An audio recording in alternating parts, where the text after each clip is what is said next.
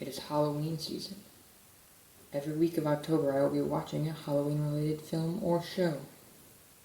Welcome to Spooktober.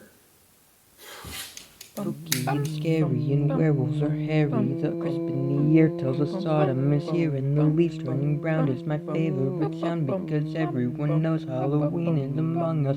Everyone knows that Halloween's among us, and everyone knows that Halloween's among us, and everyone knows that Halloween's among us, and everyone knows that Halloween's among us.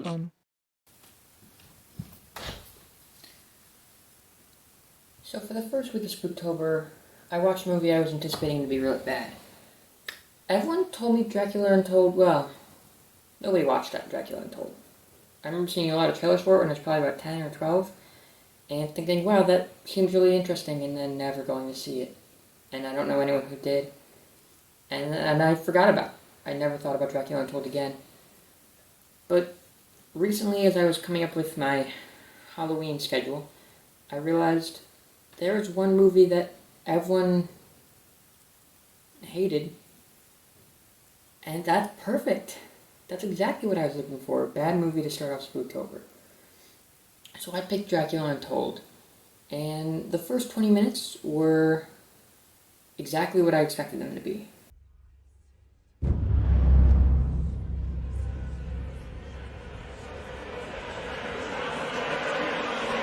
A mess in every way. But then he actually becomes Dracula, and the whole movie flips on its head. I've never seen a movie go from so hard to watch to so entertaining in about 4 seconds, like this movie did. And I know this is probably a more controversial opinion on this show, because on Rotten Tomatoes this movie had a 24%, but I really, really like this movie. I was not expecting to like this movie as much as I did, and as I said earlier, the editing in the first 20 minutes or so, the writing in the first 20 minutes or so, it's all really bland, forgettable, and uninteresting. It starts off with this monologue from the kid, who's like, it explains the whole history of Vlad the Impaler up to this point, basically. And it's good information for someone like me, who knew about Vlad the Impaler, but didn't really know about Vlad the Impaler. But it just felt so boring to sit through. And just, I didn't care. You didn't need to really know that information, it felt like at the time. And they just threw it in there, it felt like, to have an opening. And that's really how the first 20 minutes is. It's just things happen in sequence. And it's not like things are happening randomly. There is definitely a plot to this first 20 minutes. But I remember watching these first 20 minutes thinking, okay, I'm going to talk about how it just cuts from this to that. And I think the best example of that is the first time they go into Dracula's cave. Or it's not Dracula, I guess. The other vampire's cave. There's 3 of them that go in, and it cuts to the vampire's vision, but you don't really know what you're watching. And then some dude dies, and then the other dude, I guess, died. I didn't even realize he died until the next scene. And then it cuts to him on a horse, and then it cuts to Dracula on a horse, and then it cuts to him at the church talking about how the priests know they've all had a dream.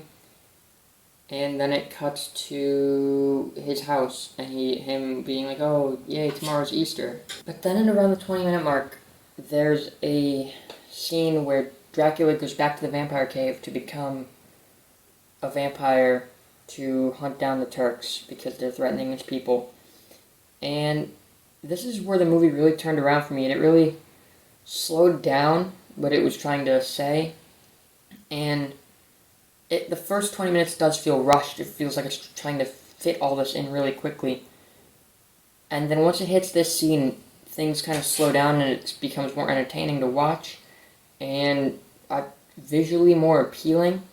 there's this whole monologue when they're in the cave about how sometimes the world doesn't need 1,000 men, it needs one monster. And he drinks the blood, and then he dies and comes back to life. And his ring is burning him. And I liked all of this.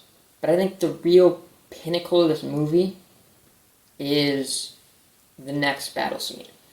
And I don't want to spoil the end of this movie, but I will absolutely talk about this battle scene in details. So,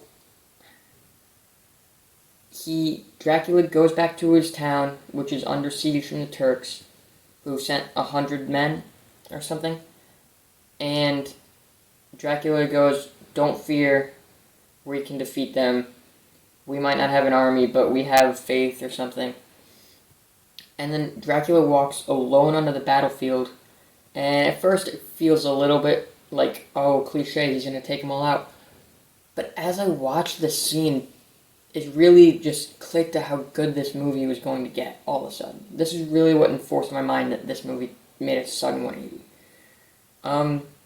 He's fighting, but like it's not just like boom, they're all gone. It's a fight actually, and there's one scene where, or one like part of this action scene that really sticks in my mind, where a man, like one of the Turks, plunges his sword at Dracula. Dracula catches it, turns it around, stabs him, and then you see the camera angle through the sword as the guy is falling and rotating, like spinning around, and you see what's happening on the battlefield through the reflection of the sword. And it's just so visually amazing, not like technically stunning or groundbreaking, but just I remember in the scene just having my mind be blown by what they were doing with this like cinematics and cinematography, and just I couldn't believe that this movie went from the editing being like, oh, here's some silver coins that clearly aren't in the room, to this stunning one shot as the dude falls to the ground. And it was at that point where I was like, okay, maybe this movie had some redeeming qualities. But the rest of the movie, whereas not nearly as good as that 10-minute segment, is still really enjoyable. You watch Dracula kind of fight with his powers and his cravings for blood, and you see him like try to protect his city while also not eat anybody. And then the final battle where his wife is okay, so I wasn't gonna spoil anything, but his wife dies. But it's kind of like foreshadowed throughout the thing, so what you gonna do? But then he like drinks his wife's blood, and he gains the powers of the darkness, and then he gives it to everyone else. And then there's this whole army of vampires.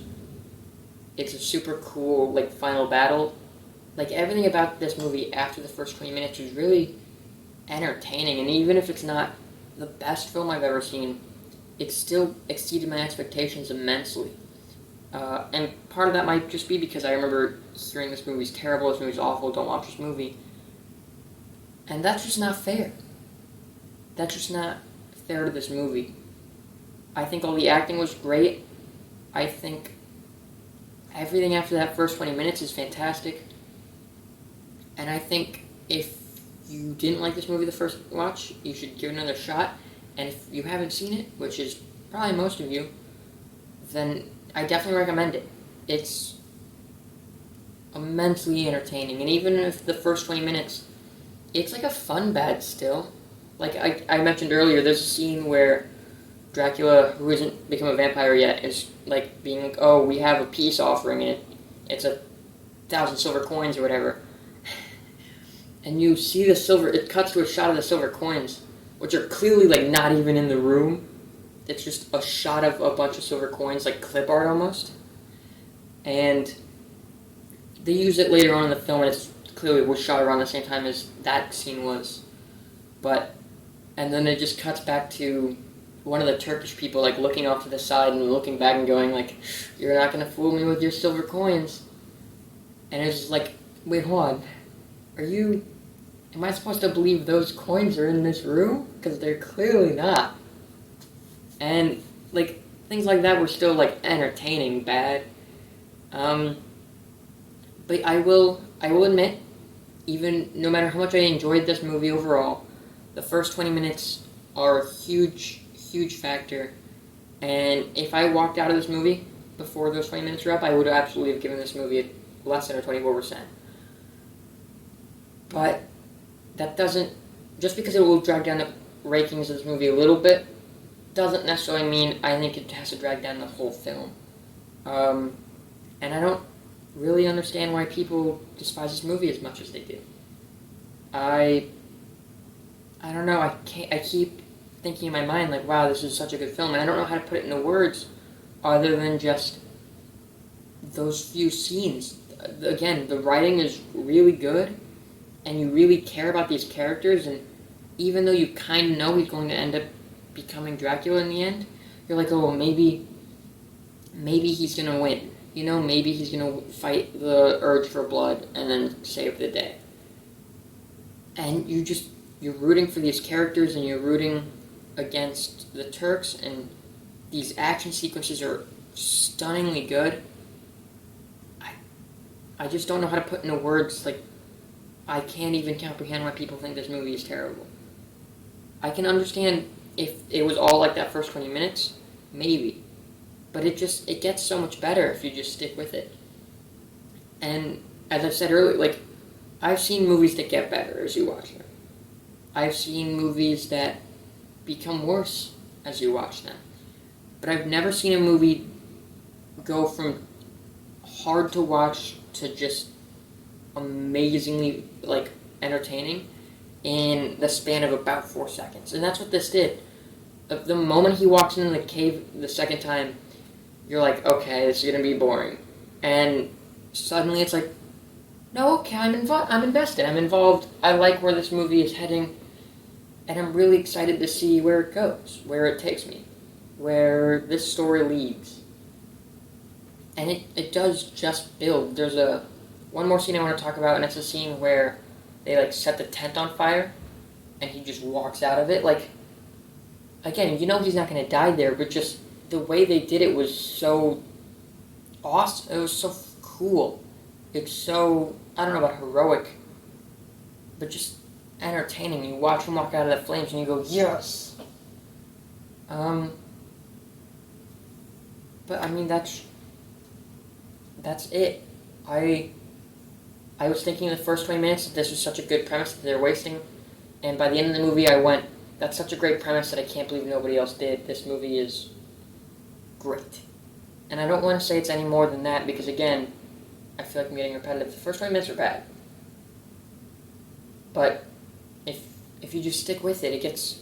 I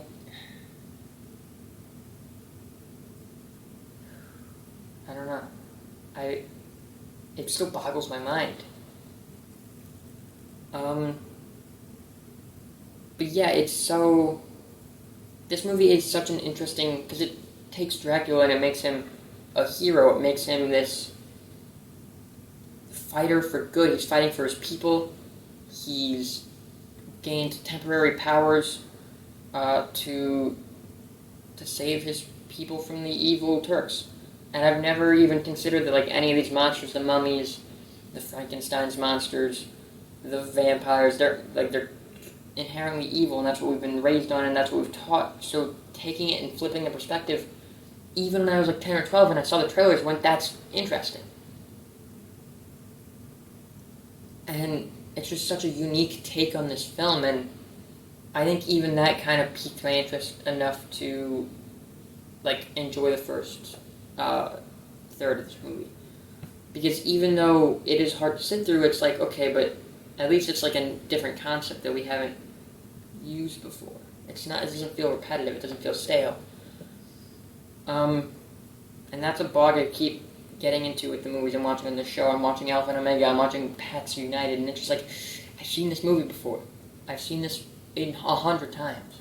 So it was a breath of fresh air to watch something that's new and untold, and just a delight. And I know I'm rambling, but I just can't. express enough about how much I enjoyed this movie. So let's get to rankings. For writing, this movie gets a...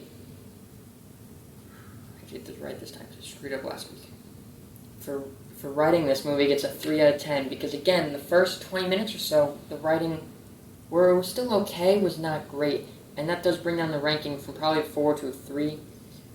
But I think overall, the writing in this movie is fantastic. I talked about earlier that monologue with the second time he goes in the cave about how sometimes the world doesn't need 1,000 good men, it needs one bad monster.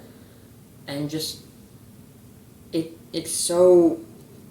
That was the first moment in this movie I was like, wow, they are going to go full in this concept of, like, the line between good and bad and the morality of humans. And it's not a huge, it's not like a deep movie per se, but it definitely does, like, make you question all the stories you've been told as a kid, like, what's good, what's bad, whose perspective is this from. And it's really just different and entertaining, and I love it for that reason. And the writers knew that, and they made something interesting and unique, and I applaud them for that. So that's why this movie's getting a 3 out of 10, or 3 out of 5 in writing. For editing, this movie's going to get a 2 out of 10. Because as I said earlier, the editing in the first 20 minutes are basically irredeemable. There's a lot of the time where you don't know what's happening, or like things just cut. There's no transitions between one scene and the next. They just flow into the next scene, and it's not good at all. It's hard to sit through. And honestly, if the rest of the movie didn't have scenes like the sword flying around, this would be probably a 0 or a 1. So overall, I think it needed work in this category, but I think overall it still had some good moments, so it's not entirely terrible. How many times did I say overall during that? Like 8? Finally, our last category is entertainment, which gets a 4 out of 5, because although the first third of this movie is hard to watch, it's still like fun bad, so I still had a little bit of entertainment out of that. And I can't just express enough how much I was having a good time watching this movie, which I believe puts this movie at a 9 out of 15 overall, and it ranks here on the list. I don't have the list on top of my head, but it does pretty well, I feel, comparatively, and I'm hoping that next week does even better. I don't want to spoil too much about what I'm watching next week for Spooktober, but I will say it's a Hulu series, and I will say I am a little bit excited for it. I didn't know about it until about 2 days ago, but I am excited for it. It has some talent, and I think it has potential. But anyway, thank you guys for watching, and if you liked, you can follow us on Twitter and Instagram at XSComics and at XSComicsOfficial on DeviantArt. You can also subscribe to get updates, and if you really want updates, you can hit that bell for when we post videos. And one more thing. If you weren't able to watch last week's video on Alpha and Omega 3, I was copyright claimed on one of the clips I used in it, even though I had no problems with the exact same clip in Alpha and Omega 2's video. And then when I filed a dispute against the claim, it got denied. So hypothetically, the video isn't viewable on mobile and in some territories. So then I was going to put in a complaint with YouTube, an appeal. But then, before I made that decision, I texted Jack, who I run the channel with, and it was like 3 in the morning, so he wasn't awake. And during this time, between when he texted me and back and when I texted him, I was going through my own personal YouTube feed, and I saw the video. And I was on mobile, so I went, what's going to happen if I click it? And I was able to watch the video the whole way through, so I'm thinking that it's still available to watch on mobile, but my YouTube Studio app is telling me it's not. So if you have any problems watching that, let me know in the comments below, and maybe I'll put an appeal. But until then, maybe just watch it on desktop if you're having issues. Maybe that should fix it. Or just don't watch Alpha and Omega 3 and let me forget about the series. That's definitely not where Spooktober is ending. I don't wanna. It's too soon.